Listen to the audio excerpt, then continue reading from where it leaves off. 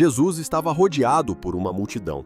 Alguns eram pecadores, outros cobradores de impostos, muitos eram fariseus.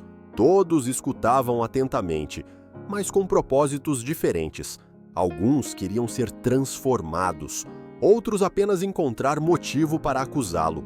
E foi então que ele contou uma parábola, uma das mais conhecidas, uma das mais tocantes, uma das mais reveladoras, sobre o coração do pai.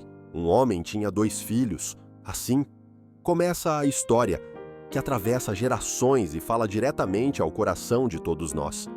O pai era um homem bondoso, trabalhador, dono de muitas terras e servos. Ele criara seus filhos com amor, oferecendo tudo o que tinham. A casa era grande, cheia de vida. Mas mesmo cercado de tudo, o filho mais novo começou a sentir um vazio. Um dia, ele chegou ao pai e disse com frieza: "Pai, dá-me a parte da herança que me cabe." Foi como uma punhalada no coração do pai, porque aquele pedido não era apenas sobre dinheiro. Era como dizer: "Eu quero o que é meu, mas sem você. Prefiro a minha liberdade do que a sua presença." Mesmo ferido, o pai não discutiu, não gritou, apenas dividiu os bens e entregou ao filho o que ele havia pedido. Poucos dias depois, o rapaz partiu. Deixou para trás o campo, a casa, os servos, os abraços do pai, a companhia do irmão. Com a herança no bolso e o coração cheio de ilusões, foi para uma terra distante. Ele queria viver, queria experimentar, queria fazer do seu jeito, queria ser dono de si. Na cidade tudo parecia mágico.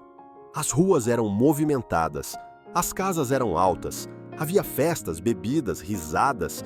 Ele tinha dinheiro, e com dinheiro vieram os amigos, ou melhor, os interessados. Durante um tempo, ele se sentiu o rei do mundo. Não havia limites. O vinho era farto, as mulheres se aproximavam, os aplausos eram constantes. Ele finalmente era livre, ou pelo menos achava que era. Mas o tempo passou, o dinheiro acabou, e com ele, as risadas cessaram. Os amigos desapareceram. Os rostos sorridentes viraram costas apressadas, e uma grande fome atingiu aquela terra. Sem nada, sem ninguém, sem comida, ele começou a vagar pelas ruas. De príncipe virou mendigo, de admirado passou a ser ignorado. Sua roupa estava suja, seus pés feridos, seu olhar vazio. Foi então que encontrou um fazendeiro. Pediu trabalho, qualquer coisa. O homem, sem se importar, mandou-o cuidar dos porcos.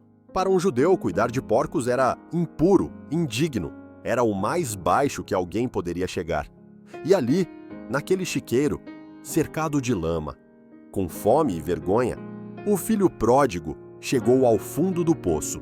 Desejava comer a comida dos porcos, mas nem isso lhe davam. Foi naquele momento que algo despertou. Ele olhou para si, para a sua condição, para o lugar onde estava, e então pensou em seu pai. Quantos empregados de meu pai têm comida de sobra, e eu aqui morrendo de fome? Vou me levantar, voltarei para meu pai e direi: Pai, pequei contra o céu e contra ti. Não sou mais digno de ser chamado teu filho. Trata-me como um dos teus empregados. Era o início do arrependimento, o começo da volta, a reconstrução da ponte. Ele se levantou, sujo, fraco, quebrado, mas com o coração decidido. O caminho de volta era longo, as pernas estavam cansadas, mas o coração pulsava com um novo propósito. A cada passo, ele lembrava das palavras que diria: Pai, pequei, não sou digno. Repetia em voz baixa, como quem ensaia o reencontro mais difícil da vida. Ele não sabia o que encontraria. Talvez o pai o rejeitasse, talvez os servos o expulsassem, talvez o irmão zombasse dele. Mas ainda assim, ele foi. Enquanto isso, na casa, o pai esperava.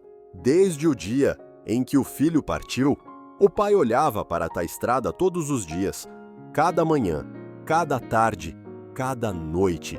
Seus olhos buscavam um vulto conhecido, uma silhueta familiar.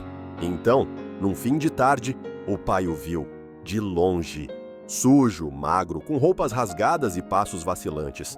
Mas era ele. O coração do pai disparou. Ele não esperou o filho chegar até o portão. Correu ao seu encontro.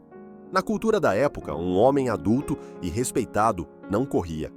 Era vergonhoso, mas aquele pai não se importava com o que os outros pensavam. Ele correu, como um menino, como alguém que ama. E quando chegou perto, o filho caiu de joelhos. Pai, pequei contra o céu e contra ti. Não sou digno de ser chamado teu filho. Mas o pai não deixou ele terminar. Abraçou-o, forte, chorou em seus ombros, sentiu o cheiro da sujeira, mas não se importou. Aquilo não era mais um filho rebelde, era um filho que voltou. E então o pai gritou para os servos: Rápido! Tragam a melhor roupa e vistam nele. Coloquem um anel em seu dedo e sandálias em seus pés. Matem o novilho gordo. Vamos fazer uma festa, porque este meu filho estava morto e voltou à vida. Estava perdido e foi achado. A casa se encheu de música, de dança, de risos, de alegria. O filho pródigo agora estava limpo, vestido, restaurado. O anel simbolizava identidade. As sandálias, dignidade. A festa, reconciliação. Mas nem todos estavam felizes. O filho mais velho, que estava no campo, ouviu o barulho da festa e perguntou a um servo o que estava acontecendo. Ao saber da volta do irmão e da celebração, ficou furioso. Não quis entrar. O pai, novamente cheio de amor, foi até ele e insistiu para que entrasse. Há tantos anos te sirvo, disse o filho mais velho. Nunca desobedeci uma ordem tua. E tu nunca me deste um cabrito para festejar com meus amigos. Mas quando volta esse teu filho, que gastou tudo com prostitutas, tu mandas matar o novilho gordo. O pai respondeu com ternura: Filho, tu estás sempre comigo, e tudo o que tenho é teu. Mas era preciso celebrar, porque este teu irmão estava morto e reviveu, estava perdido e foi achado. Essa não é apenas a história de um filho que foi embora. É a história de todos nós. Porque todos, em algum momento, já fomos o filho pródigo. Todos nós já tomamos decisões ruins. Todos nós já achamos que sabíamos o que era melhor. Todos nós já saímos da casa do Pai em busca de algo melhor, algo nosso, algo livre. E o resultado, a cidade distante, não entrega o que promete. O mundo oferece festas, mas cobra caro.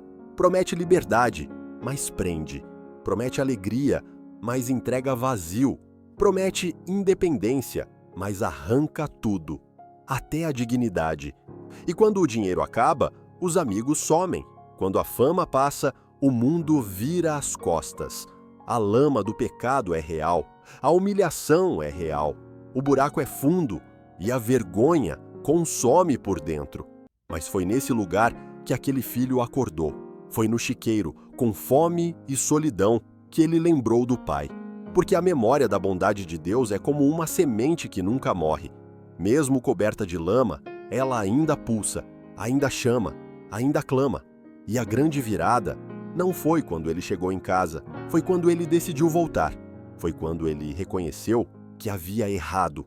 Foi quando ele levantou-se. É assim também conosco. A verdadeira transformação começa quando paramos de nos justificar e passamos a dizer: pequei, errei, não sou digno. É nesse momento que o céu se movimenta. É nesse instante que o Pai corre. Sim, corre, porque Deus não é um pai frio que cruza os braços esperando que você prove algo.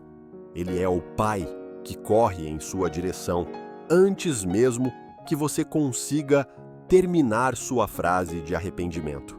Ele não pergunta onde você esteve. Ele não te lembra dos seus erros. Ele não esfrega a sua vergonha na sua cara. Ele te abraça.